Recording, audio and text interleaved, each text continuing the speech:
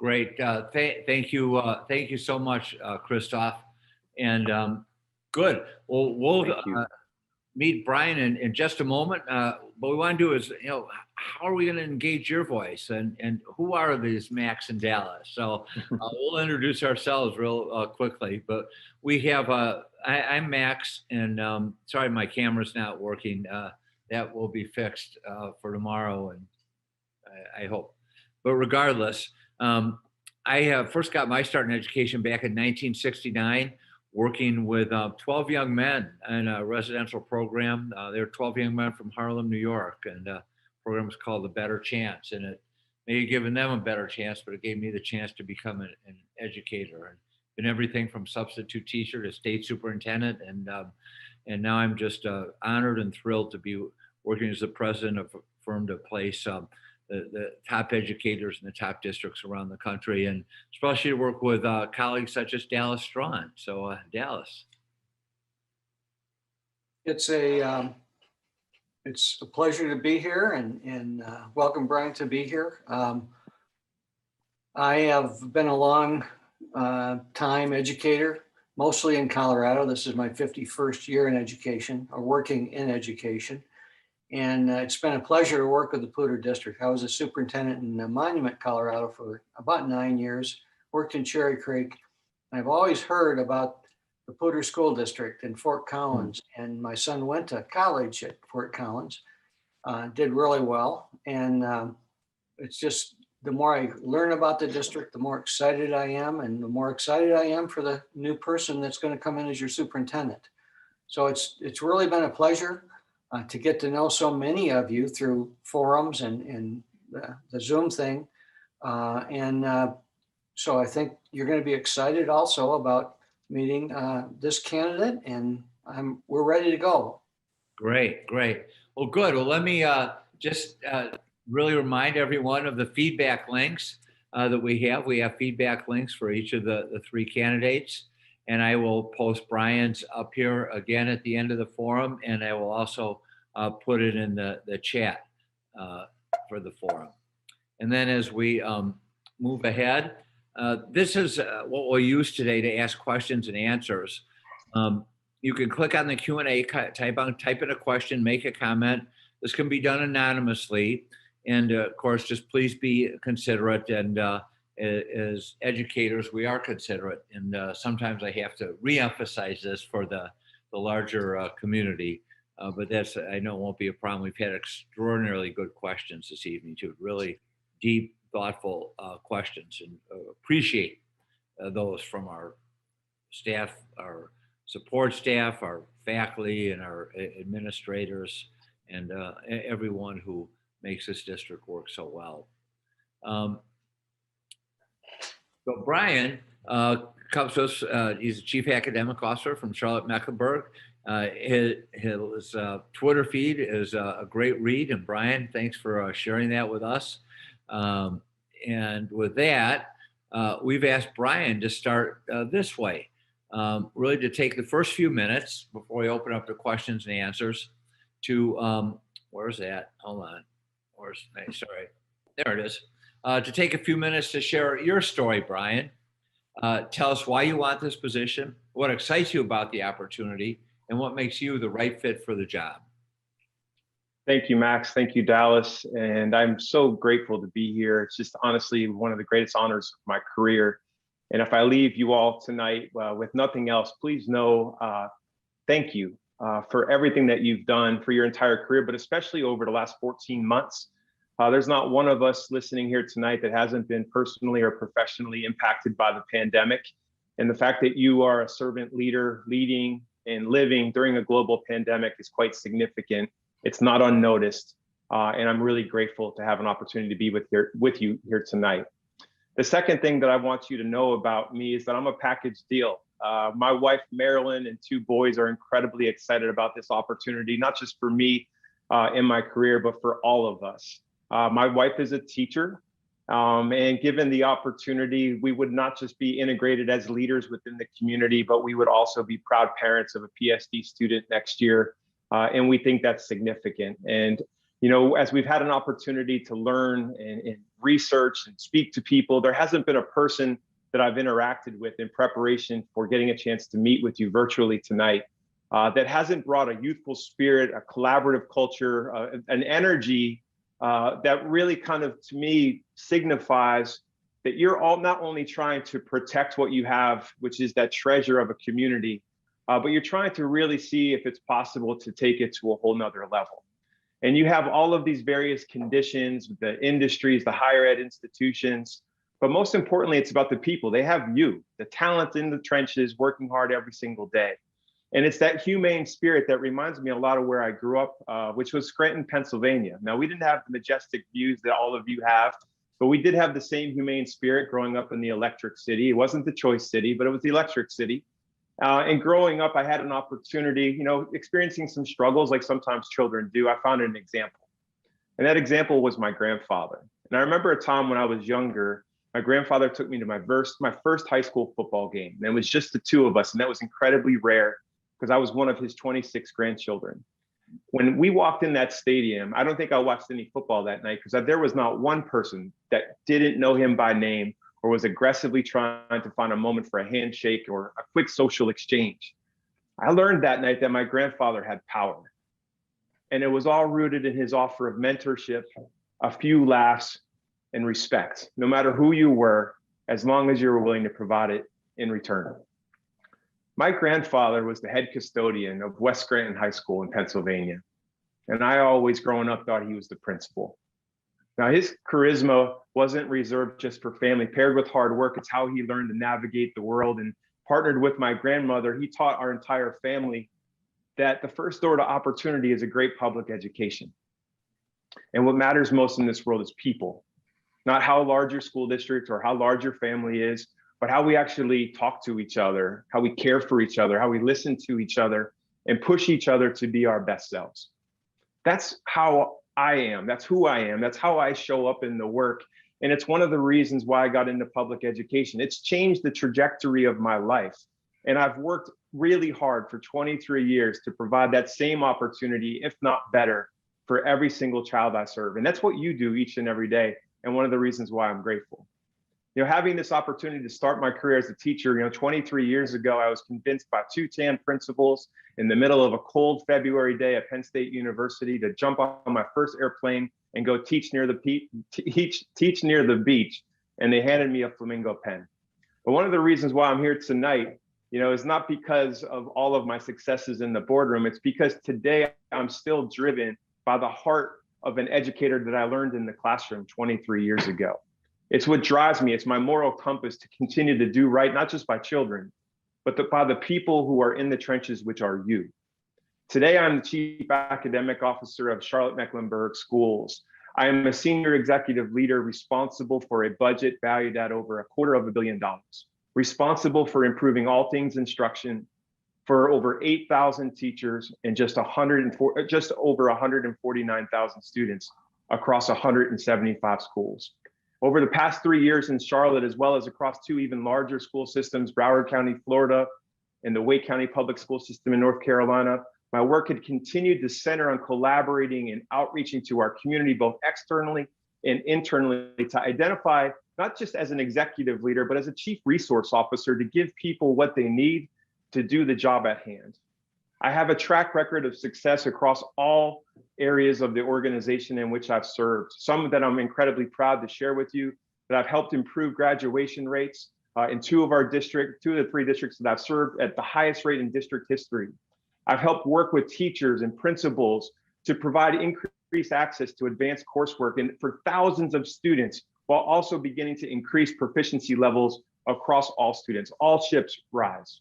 I've also had an opportunity to have some unfinished instruction and learn to have a new dedicated focus on how to teach literacy, knowing that is an incredible gateway to ensure that students have opportunities for college and career pathways. All of that has happened in partnership with people. I've not done anything that's on my resume. Not one of those bullets that I accomplished alone. And one of the reasons why I see myself being able to be a fit in the Poudre School District and hit the ground running is because you have all of the conditions which I believe are the industries, the philanthropies, the higher ed institutions, and the people to see if we can put it all together and breathe oxygen into our school system as the engine of economic mobility in your county, in our state. And I'm excited to be a part of that. And my greatest hope this evening is to get a chance to know you a little bit better through the various questions that you ask. And hopefully through my responses and hearing a little bit about my story, you not just know about who I am as an educator and a potential future superintendent, but you know who I am as a husband, as a man, as a neighbor, because all of those things matter. And I'm really excited to get a chance to know you throughout the course of the evening. So thank you. Good, and thank you, Brian. Well, we're going to open with a tough one, and this was a question that was not asked of the other candidates. You'll see why. I taught, this said for Brian, I taught at Olympic High School in Charlotte-Mecklenburg schools for a year, and Olympic had the academy model at the time. While it was a very diverse school, the academies ultimately ended up segregating the population. How do you ensure that equity comes from diversity? That's one question. Also, and I'll leave this up so you can see it, teacher unions are not allowed in North Carolina. So how do you see yourself working with our teacher union? Great questions. It's nice to have a fellow Charlotte-Mecklenburg school teacher in the crowd here tonight. So thank you for the question. Obviously, you know, what you're saying is accurate. The academies ended up doing things that had unintended consequences for school population and didn't serve all people well, which is one of the reasons why they're no longer in place today. It is one incredible comprehensive high school. The question that I saw there that followed that was how do you ensure that equity comes from diversity? You know, diversity matters, but I see that diversity is a method of counting people. Making sure that people feel counted is really prioritizing inclusive practices. Making sure that we have a mindset to ensure that we need to understand the lived experiences of people in the field, not just our children, but our teachers, our staff, to make sure that we are resourcing people based upon what they need, recognizing that we're also needing to honor their lived experiences. When I say that lived experiences, what I'm really talking about is we all come with various assets. Our identities are assets in schools, assets in classrooms. And we need to honor that and celebrate that and get a chance to know each other. I mean, that is one component of equity, but it's certainly not the only component. How we serve people well, how we teach them well and lead them well, provide them the opportunities. You know, I'm grateful that in partnership with Olympic High School, that's one of 19 comprehensive high schools in Charlotte-Mecklenburg schools that we've had an opportunity over the last 2 years to lead an effort to increase access to advanced coursework by over 36 courses in the last 2 years alone. And what I can share with you, the technical move is adding courses, but the adaptive move to provide equity in those classrooms is to provide wraparound supports to students and teachers in new and meaningful ways. And a perfect example of that is in that particular school. You may have certain AP teachers that are an isolate teacher, the only one teaching their particular subject in that school. So finding teacher leadership pathways for them to partner with other AP teachers and learn and give them new curriculum and content and the supports they're needed. We've had opportunities, not just in Olympic, but across all of Charlotte-Mecklenburg schools to increase our proficiency rates for students of color by over 13% on advanced placement tests just last year. And that was an additional 2,500 tests. So again, thinking about the opportunities, leveraging the diversity to create opportunities that are based upon people's real experiences, I think is really an important part of the work. Now, your secondary question is really important too. And I told you a story already about my grandfather. What I didn't tell you is that he was also the president and the founder of his maintenance union in Scranton, Pennsylvania. And my mother, who was also a bookkeeper in the same district, actually took up that role as president of that union. And so I have union blood running through my veins, and I understand that it's really about fairness. It's about understanding that people have to be able to see themselves in their roles and be able to thrive in a community and feel like they're being treated fairly, that they're being listened to, that the administration cares about their needs and is not ignoring them, that they have a seat at the table. I've always led that way, regardless of whether I'm in a right to work state or in a state like Colorado. And when I served in Florida as a teacher, as a principal, I was a part of the teachers union. There was collective bargaining for the first 17 years of my career, and I benefited from all of those experiences and carry them with me today. But how I show up and my opportunity to lead with you and to partner with you, whether you are a union member or not, it's going to be the same. But it's important that we're working in partnership together. It's the only way that we're actually going to help all students succeed, especially in an environment like today where we're all dealing with a crisis, and we're going to need to work in partnership with each other to build a multi-year recovery effort for our students to get them back on track. And I'm going to need to be able to do that with you and for you. And I'm anxious to get started and roll up my sleeves. But it's going to require open lines of communication centered on fairness and making sure that we're taking care of each other, not just through compensation, but also benefits, but also in terms of how we're actually approaching the work too. Great. Thank you, Brian. Go ahead, Dallas. Okay, Brian, the next question, how are you going to create a we community at all levels and in all groups rather than an us and them mindset between groups within the Poudre School District? Thank you for the question. So I obviously haven't been boots on the ground to understand all of the lived experiences of the community. If there is currently an us versus them environment, I think my role as the superintendent would be to flatten that and to live, and model what that looks like in practice. I have already prepared a very comprehensive entry plan for the school system that allows me to get out into the field, to meet with our teachers, to meet with our various associations, to meet with our school leaders. I intend on being in every single one of our schools within the first 100 days to get a chance to know people, to understand your realities, to begin building a plan based upon the goals our district has set forth through the district ends, to build a pathway forward that is centered on inclusive leadership, that is centered on a district culture and climate that is inclusive in nature. That can't happen unless I'm modeling it and walking the walk and talking the talk. And that's going to require us to build trust with each other. Now, that's not going to happen over a Zoom call tonight. It's going to happen over a series of actions that allow me to show up with you in a very sincere way, to be reliable, to be competent, and to lead with a culture of care. But that's also my same expectation of all of you.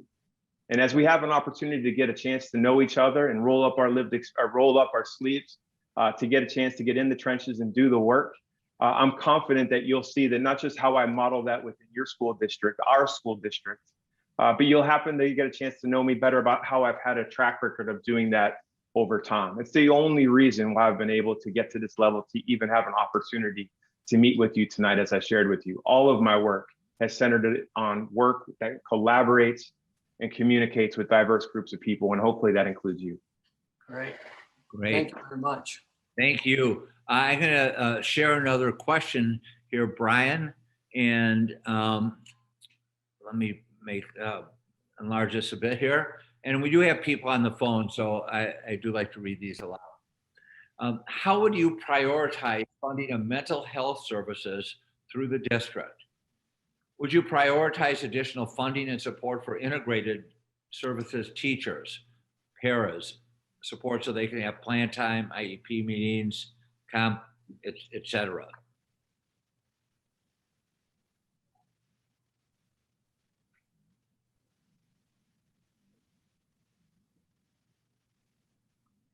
So I think we have an incredible opportunity, as we're all aware that we have the infusion of federal stimulus dollars to think differently around how we provide supports for all students, but especially for those who are most vulnerable.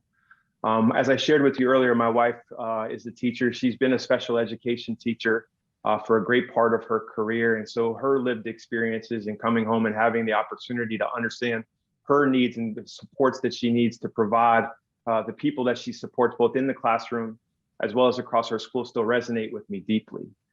Mental health supports, though, are not something that are just resolved and solved by integrated services and school counselors. It's something that I share with you respectfully, but it's really about how we need to prioritize that as the way that we do our work. I believe mental health services lives in our arts classrooms, our PE classrooms, in our literacy classrooms. How I've had an opportunity in my current district to prioritize that is we have built strategic plans that have built an entire focus area around student wellness. But you will see that it's cross-cutting around the work that we do in learning and teaching, around the work that we're doing in academic performance, building systems that fuels supports for students is going to be incredibly important to be responsive to the pandemic. And I certainly would come to the table with prioritizing the resources that we have to make sure that they're paired with the most vulnerable. I think there was a second question beyond that mental health, but I want to make sure I answered the question. Was it just the integrated services and the mental health services? Yeah, let me pull it back up. So, in fairness to the person who asked, it's a really important question. So I just, would you have to. Should I read it, Brian? Yeah, please do, sir. Yeah. Please do. Thanks, Max. Would you prioritize additional funding and support for integrated services teachers? Then in parentheses, it says para support so they can have plan time, IEP meetings, et cetera. Yeah, so as I shared with you, we have to prioritize funding for our most vulnerable populations. I would need to come in and do a financial analysis of the district and work in partnership with the chief financial officer to understand the health of all systems in the district, but leading with a mindset of funding our most vulnerable first and ensuring that they have the resources. That's a form of equity. And so we just need to make sure that we're doing that and working in partnership with each other to see how that actually plays out in PSD. Great, thank you. Go ahead, Dallas. Brian, knowing that you have looked at the Poudre School District, what are some specific successes, and what are some opportunities for improvements in your mind? That's a great question. So, particular successes, I think the lab school is really cool, and seeing how that's an opportunity to kind of provide services not just to the children who are participating in it, but it's designed. They're actually students right now are designing field trip experiences for other students in the district. They're being really thoughtful around how to engage children in the community. I think that's incredibly awesome. Checking out the mentorship programs that are existing in Fort Collins High School. I think there's a Los Caminos program that is helping some of our vulnerable Latinx students in partnership with Colorado State University. There's this spirit of togetherness and thoughtfulness of connecting people with other people. I see that on the periphery. And then as I have an opportunity to kind of unpack your student data, obviously you're outperforming the state. There's a lot to be proud of. I think you have 61% of your literacy students that are meeting or exceeding expectations prior to the pandemic. But we also know the inverse of that is there's opportunities to realize that we have 39% that aren't there yet. And it's a little bit more in math, and those numbers are no longer valid and reliable in this particular pandemic. And so we're going to need to work in partnership with each other out of the gate. In my first 100-day entry plan is all in service of building in partnership with the community, with the staff being at the center of it and your voice at the center of it, building a strategic plan as a pathway forward, not just to meet the needs of our students, but to ensure that you have all of the resources that are necessary to get the job done. I've heard that loud and clear with the people that I have spoken with in the field, as well as reading the district profile, is that all of you, for the most part, believe in the district ends as the right direction for this community. But there is a challenge and a struggle that you're articulating in terms of how that plays out, in terms of the resources that you have at your disposal to actually do that. I aggressively and assertively want to help solve that problem. I have a track record of not just adding money to our classrooms, but strategically sunsetting tens of millions of dollars of initiatives that people didn't like, that weren't aligned to research, to put more money back in the classroom, to give you exactly what you need. And I look forward to providing the opportunity to do that in the Poudre School District. Thank you. You bet. Thank you, Brian. Well, we have another twofer. All right. A 2-for-1. And these actually came from two different people, but they're so closely related. I thought we should just put them both up. So you can answer one or both or combine them any way you want. I'll leave this up for a little while. Sure. Yeah, and we'll read them for the folks on the phone. The first, how are you going to create a we community at all levels and in all groups, rather than an us and them mindset between groups within PSD? Related to that, another participant asked, you talk about fairness and inclusiveness. What experience have you had that will make you the ideal leader for this district and remove the us versus them mentality?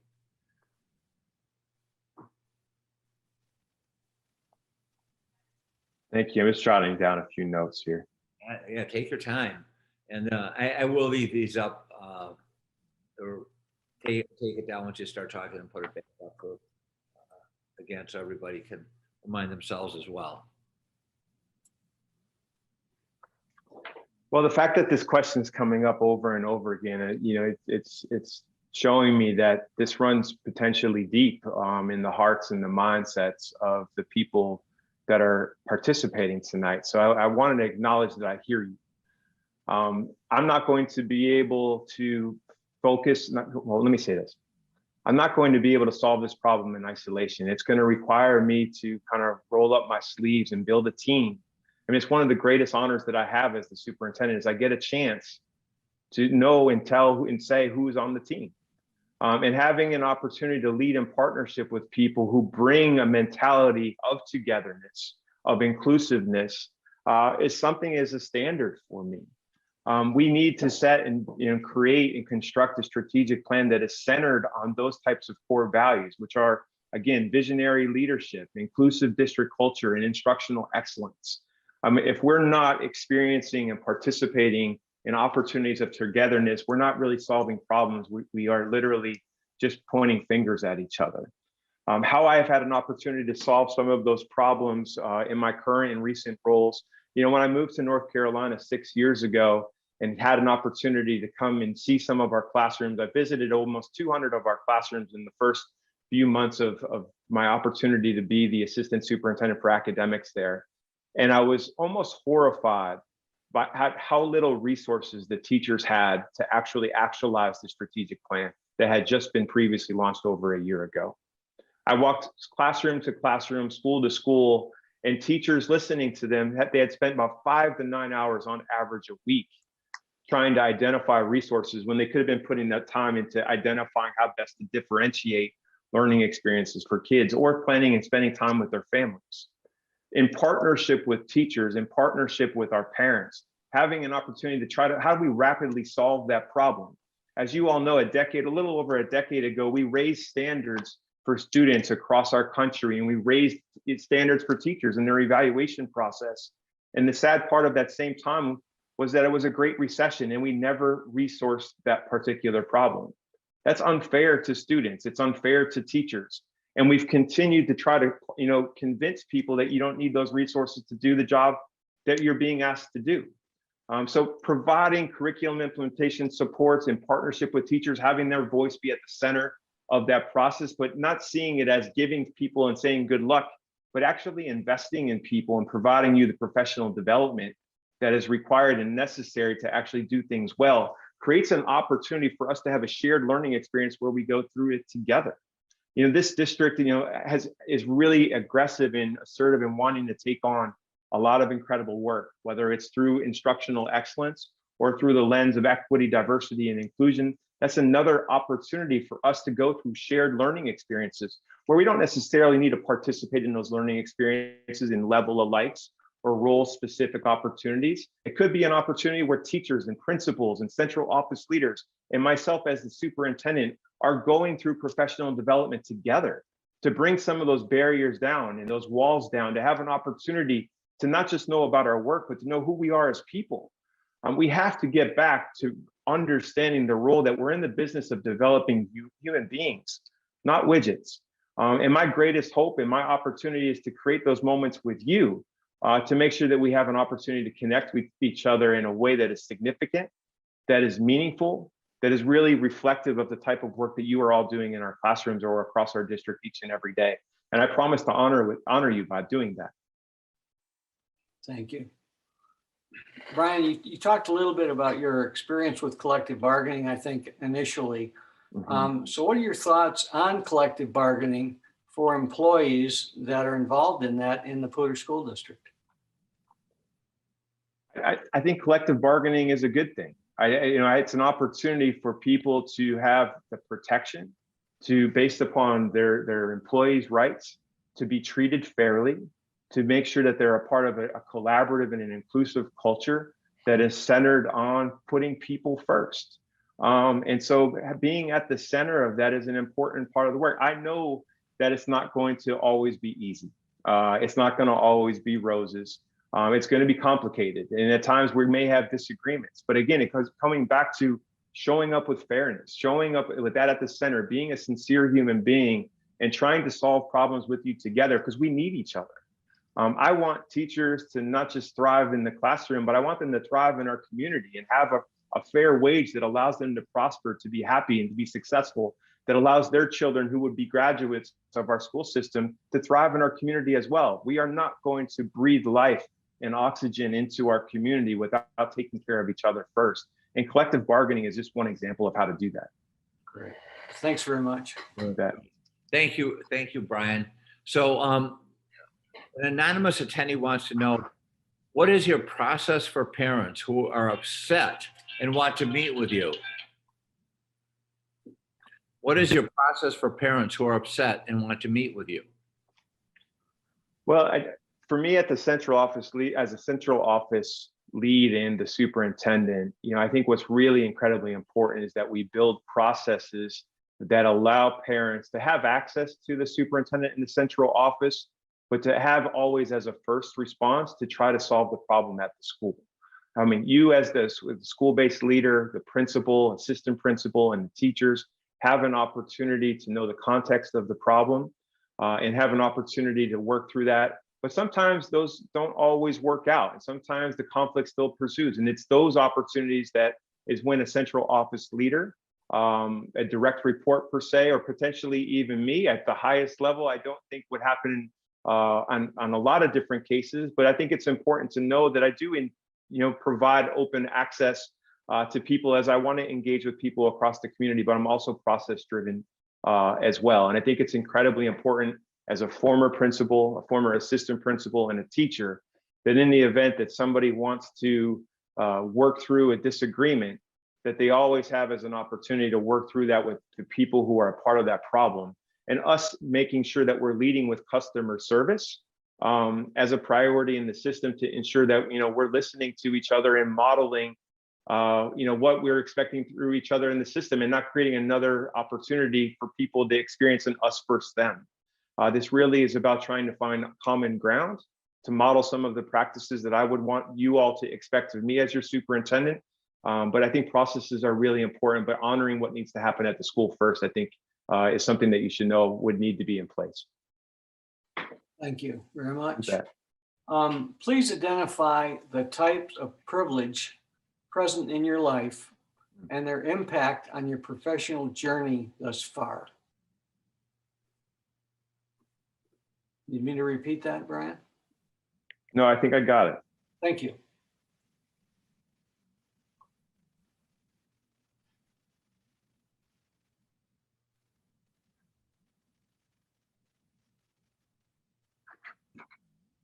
Can you read the second part of the question? I want to make sure I answer the full question. It's a great question. Please identify the types of privilege present in your life and their impact on your professional journey thus far.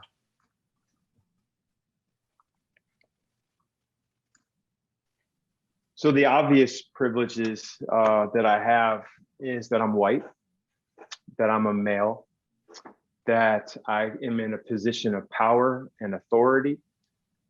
In some instances, as a man who has married a first-generation American from Colombia, and her parents have immigrated here in the 1970s from Colombia, I'm also, being an American in this country is another form of privilege. And it has been something that I have and continue to unpack each and every day. My privilege shows up in sometimes really significant ways, and in other opportunities it's hidden, and I need somebody to kind of let me know that it's showing up. And that's how I have critical friends, whether it's my wife and my children, but also in the workplace. And it's an opportunity for also, and a commitment to me, to continue to learn and to read. The impact that it's had on my professional journey, having an opportunity to grow up in Scranton, Pennsylvania. And as I shared with you, I got on my very first airplane at 21 years old and moved to Fort Lauderdale, Florida, which is probably one of the most diverse communities in all of America. I think it represents almost 200 different countries and just about the same number of languages. And moving to North Carolina has been almost equally diverse. And so being fully immersed into a diverse community had allowed me to get critical feedback from those that I serve, as whether as a teacher or as an assistant principal and a principal, to know that sometimes I, as a male, have an opportunity, or a person of power and authority, can check in and check out of situations without people questioning me. I have an opportunity to be silent. I have an opportunity to be loud, to be boisterous. And those are all examples of how my privilege has shown up, not just in my career, but sometimes in my personal life. Making sure that we go at collectively as a district to not just think about equity, diversity, and inclusion and isolation, but also integrating the role that race plays in that is going to be incredibly important. But today in Charlotte Mecklenburg schools, I continue on my journey around anti-racism and equity and inclusion. A part of that is learning about the role that privilege plays, not just in my life, but in our community, and how it shows up in policy and how it shows up in infrastructures and processes and services that has allowed me to become more of an empathetic leader, where I can now identify inequities that my privilege blinded me from the very first 20 years of my life. And so continuing to see the world and see our institution very differently and having a structural lens around how not just privilege, but oppression play in our work is something that I continue to prioritize in my life, and will prioritize in Poudre School District as your next superintendent. Thank you. That was a very good question. Thank you very much. Yeah, well, really, we get such good questions from the staff, Brian. They've been great. Yeah. Though this one is similar to one you've heard before during our screening process. Do you believe that site-based management is effective, or would you prefer a more district level management approach? I can actually share that here. So I think this is, learning about the district. I think this is one of those, whether it's implicit or something that is talked about, it seems to be where there's some inertia in the system. There was a lot of responses in the profile for this particular role, that site-based management is honored, but there's also potentially not necessarily an awareness of what's working well, why it's working, what's not working, and how to create efficiencies to provide the resources that people need. I'm not anti-school autonomy, but I do believe that autonomy needs to be bounded by the goals of our district, to be cascaded from a strategic plan that we would need to co-develop together, that then should breathe and live in the goals that exist in each and every one of our schools through your unified improvement plans. I think those particular things set the stage to know where there are discretionary spaces. I mean, educators and principals and teachers have millions upon millions of discretionary spaces and different types of decisions that you make each and every day within each individual classroom. Teaching is an artistry. Being an educator is an artistry. There's no way that I want to turn that into a robotic exercise, because we simply won't create joy and excitement and enthusiasm in our schools and our classrooms. But I do believe that there needs to be a direct correlation between the goals of our district, the value of our budget, honoring taxpayer dollars, and the resources and what we're asking schools to do.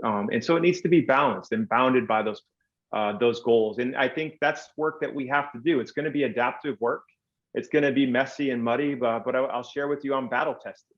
I've had an opportunity coming into the Charlotte Mecklenburg schools 3 years ago.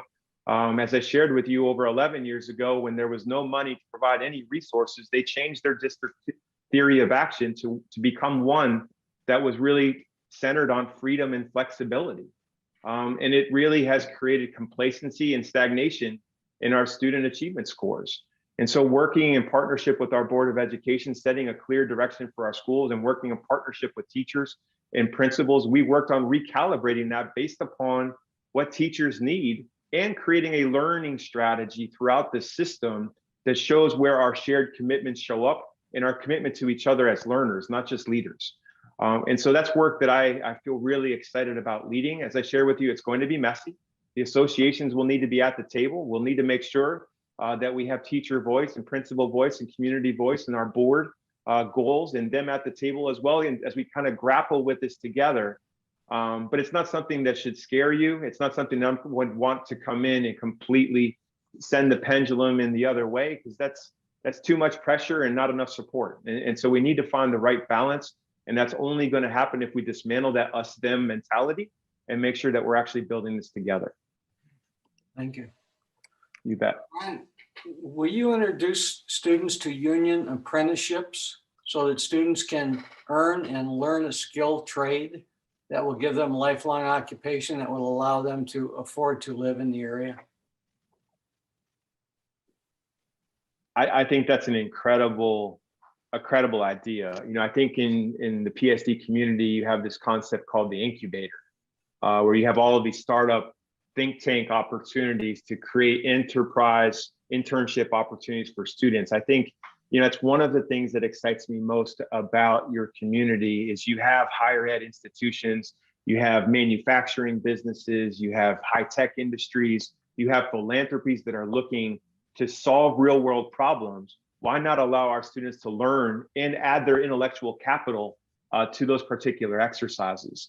When I moved to North Carolina 6 years ago, coming into the Research Triangle Park, which is maybe a little bit larger context from Fort Collins, very different places, but had the institutions, the industry, and the higher ed. I worked with an organization called HQ Raleigh to begin building internship opportunities in partnership with our School of Business Career Council. And we ended up setting forth a career in technical education strategic plan that lasted for the next 10 years to make sure all of the industries that are located in our communities, that there are workforce opportunities and internship opportunities that exist within the respective academies in all of our high schools. And so the question, I think, is great.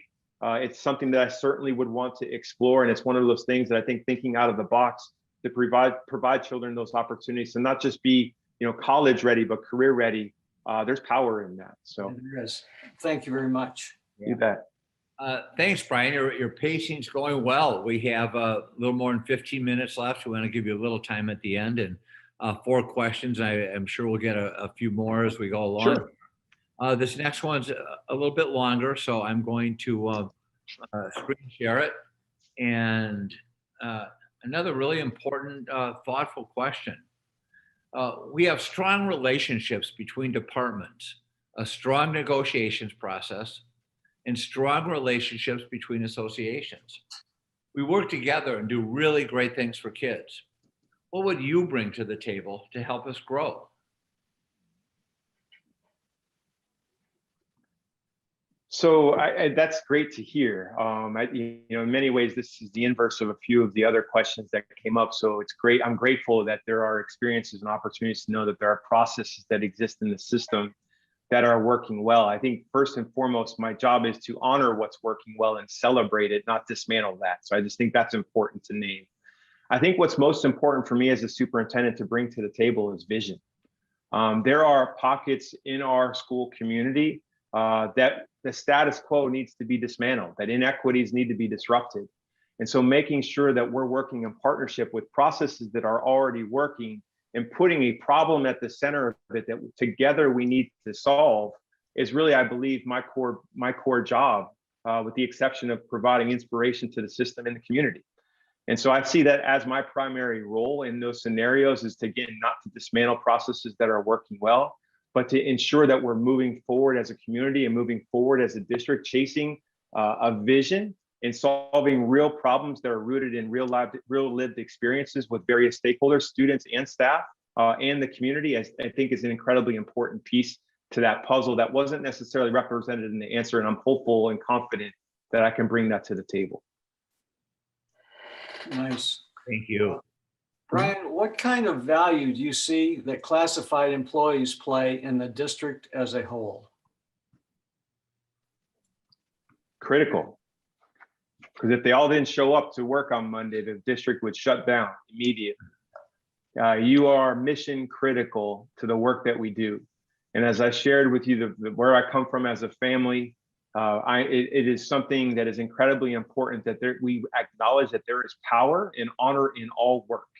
And having classified staff is incredibly essential to moving the oxygen in our system and the heartbeat. And I'm incredibly grateful for what you do and what you bring to the table, because that type of service allows teachers to focus on the classroom and principals to lead, and to make sure that we're doing it in a district and in a community that we're all proud of. So please know that I'm coming into the district with a mindset of your significance, to come with honor and recognize how essential you are to not just be at the table, but to the system as a whole. And I'm really grateful that you're here tonight. Good. And thanks, Brian. Another question is a very similar vein, and it goes a little bit deeper. The first part is basically the same. You talk about working with teachers and principals to build up the community within our district. What about classified support staff? But this next one, I think, is the key. This next part of the same question is key. How do you incorporate the opinions and experiences of these individuals who are typically not in a leadership role? How do you incorporate the opinions and experiences of these individuals, classified staff, who are typically not in a leadership role? We have to create feedback loops to each other. We got to talk to each other. We have to engage. Problems aren't going to be solved from my office. They're going to be solved in the trenches, in the work, and making sure that I'm visible and connecting with you as well as my team and holding them accountable to making sure that your feedback is solicited and evidence of that is included in real world problems that we're solving is going to be absolutely critical to the work. And you will see as a very explicit and highly evident aspect of my 100-day entry plan. Now, again, those relationships are not going to, it's not just about my first 100 days, it's about staying connected after that. So again, creating systems and structures, making sure that we have routine surveys, but I'm a big fan of actually getting a chance to be in the field, talking to people and validating or invalidating the feedback that I'm getting from other people. Really making sure that I'm testing what I'm hearing and making sure that I'm engaging classified staff in that process is going to be mission critical to our progress moving forward. Good, thank you. Next question, should we have police officers inside our schools? So I know that's a contentious topic in the community right now. I think the community has to have a say in that. It's not just the superintendent's decision in isolation or that of our board in isolation. I think it's a community-wide conversation and recognizing that the perspectives and the challenges based upon not just our local context of what's happening in our country right now, but what has happened for quite a long time, but may have not gotten the media attention that it had deserved. There are some real valid concerns around the role of first responders like police officers in our lives. And I think to me, I've had very positive examples of what that can be working in diverse school settings that is based upon a model of community-based policing, and they're integrated into the community and leading with positive and engaging relationships. But I also know that my experiences as a white male in America make that very different too. And so I think having engaging, thoughtful conversations about people's realities and listening to them, having a voice, I think is incredibly important, not just to make the decision on whether they're there or not. I think they do bring a lot of value to the table, but making sure that we're also taking care of how people feel, both on the surface and below the surface, is really, really important that we unpack too. And that only happens if we elevate that through conversation and sincerity and a culture of care. I'm really big on trust. And if there is a culture of not trusting those particular stakeholders in our schools, a pathway forward is to work through that by talking about it. And I know that the district is aggressively tackling that now, and I'm anxious and eager to be a part of that conversation. Thank you. Good. Thanks, Brian. And we have participants, we have time for a few more questions. We have about 10 minutes left. We only have one question here, and if we run out of questions, Dallas and I will pull some from earlier sessions, Brian. So never. And we appreciate your late hour. We know you're on the East Coast, Eastern. My pleasure. Great. My pleasure. So here's a question. Will you make sure that our schools teach about all the history in the United States? Slavery, labor history, and our wars past, present, and future?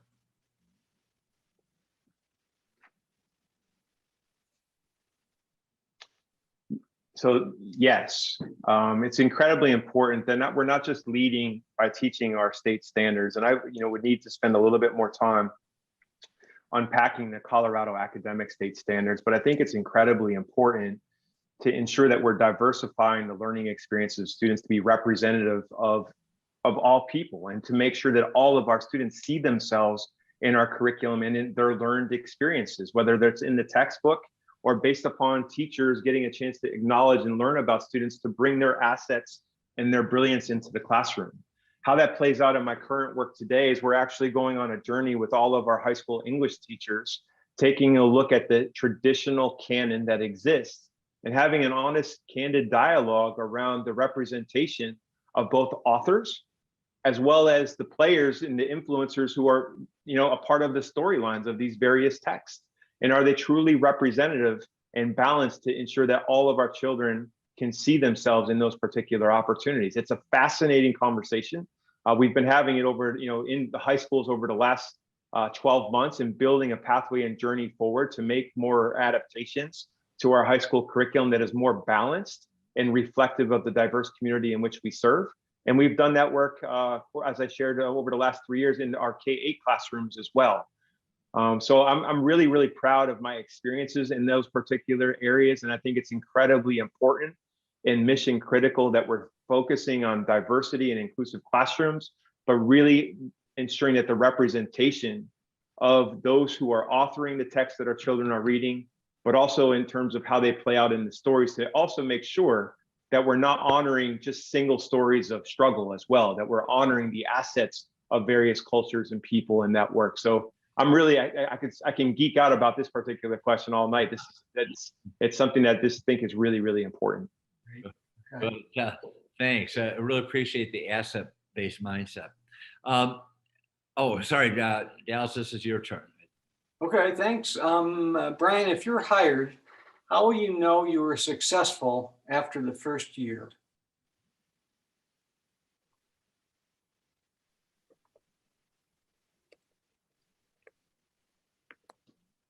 So there are various stakeholders that make up a school system. And I think like teachers and like principals and parents and students, you would want various data to reflect your progress and not one single set of data. And I think as you'll see in my 100-day entry plan, one of my first charges will be to work with the Board of Education around how they're going to hold me accountable. I think it's incredibly important that accountability starts with me, my actions. It doesn't start with other people, what they're doing. It starts with me being accountable to the community, to our Board of Education, and to you as members. As a servant leader, I work for all of you too. And so how people feel about my work, how people see me modeling the expectations that I have, what you can see in terms of how that's playing out in conversations and progress that we have moving forward. I think all of those particular things, as well as our data, are people getting the resources and the services that they need based upon the financial resources we have in the system. We have a lot at stake here, everybody. I mean, that you're in the trenches now, and you recognize that as we are about to embark on a summer, that many of our students are still experiencing unfinished instruction, and they're going to need to make sure that they have the wraparound supports that are needed to be able to reach a place of stability. And that's not going to happen without extraordinary leadership and without extraordinary partnership with the people who are in the field in our schools, and that's you. And so I would ask that you hold me accountable first, and then we work in partnership with each other to build a plan forward where there are systems of accountability and systems of communication to help all of us move forward together. But it starts with me. Right. Thank you very much. Good. Thank you, Brian. And I wanted to share with all the participants, I know you've mentioned several times, Brian, when you see my 100-day plan, that they will actually have a chance to see that.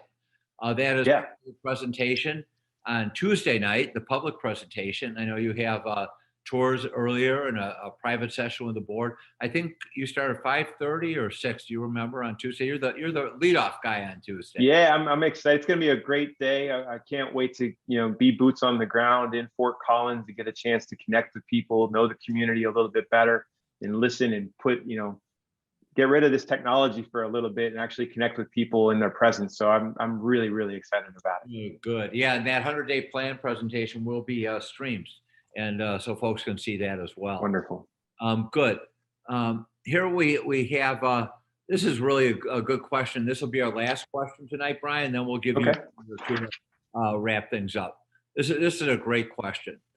our past couple of superintendents have kept it a distance from classified staff. Would you make yourself available to meet with this group or individuals to listen and address their concerns? The last question prior to this was about holding me accountable and making sure that how will I know after my first year and whether I'm actually making progress. This is something that I feel very confident that you should hold me accountable to. Making sure that I'm connecting with classified staff in a significant way, not a one and done, but having an opportunity to make sure that your voice is heard and valued, and that the power that you have within your particular roles and the importance that you bring to our district is honored in our relationship. So please hold me accountable to that. Great, good. Thank you, Brian. So yeah, we have another minute or two, and please feel free to make any closing remarks you want to make. And then we will say goodnight. We'll see you tomorrow. We'll see you tomorrow at the community next week in the district. So, but it's all yours, Brian, to wrap it up. Dallas and Max, thank you for facilitating this evening, and for all of the employees who stayed up late to spend an hour with me. I'm incredibly honored and grateful. The opportunity to be a finalist for the Poudre School District Superintendency is it is the greatest honor of my career. I've been working for 23 years to have this opportunity, and I don't take it lightly. Our Board of Education has an incredibly difficult decision ahead of them. Having a little bit to know about the other two finalists, I'm just grateful to be in their presence. What I want to close tonight by telling you is just public education changed the trajectory of my life. And my focus and priority is to always pay that forward by giving all of the students I serve an equal, if not better, opportunity than the one that I had. I've always led my career with an empathetic heart. My leadership style is to lead with empathy from the classroom to the boardroom, and that includes our classified staff. And your district has a lot to be proud of. As I had an opportunity to learn more about it, there's a lot of world of firsts in the Poudre School District. First district west of St. Louis to offer kindergarten. One of the first districts to have a fleet of buses that are run on all propane tank. You have LEED certified buildings. I think one of the first districts in the West to offer the arts and nurses available to our children in physical education. I'm excited to be a part of the next set of firsts that move us forward and become not just an innovative district, but one of the highest performing districts in the state, as well as the nation. I believe we have the talent. I'm hopeful I can bring the leadership. And I'm eager and excited to partner with you on this journey. And I'm hopeful tonight that you didn't just get a chance to learn about my work, but you've also had an opportunity to know who I am as a man. So you feel comfortable in knowing that I'm approachable, and I'm looking forward to doing this work with you, not to you. So I'm just incredibly grateful for the opportunity. And I want to thank you again for your time, your energy and attention, and some really thoughtful questions this evening. So thank you. Right, good.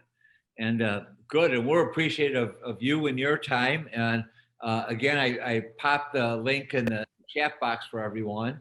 And here is the feedback form. Dallas, anything you want to say as we wrap up a great night and great session? Well, Brian, it's been a pleasure to get to know you more.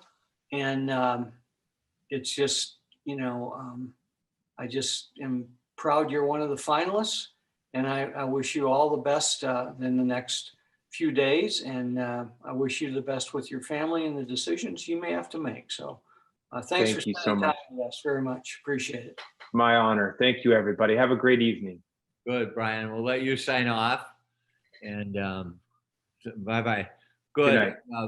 Thank you again to all of you who have been with us all evening. I know we had some folks come on and some folks drop off, but we had a great core, we had a great core throughout. So again, please fill out the feedback link.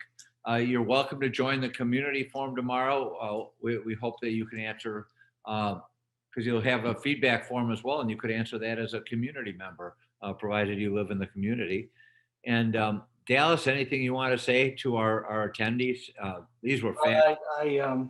Like I started it off with, just knowing more about the Poudre School District and how dedicated people are, the staff I had a chance to meet with a number of the classified people and a number of teachers. And I'm very impressed that we've got a really good thing going, and it's only going to get better and better. So thanks for all you've done to help the board make this difficult decision. So thank you. Great.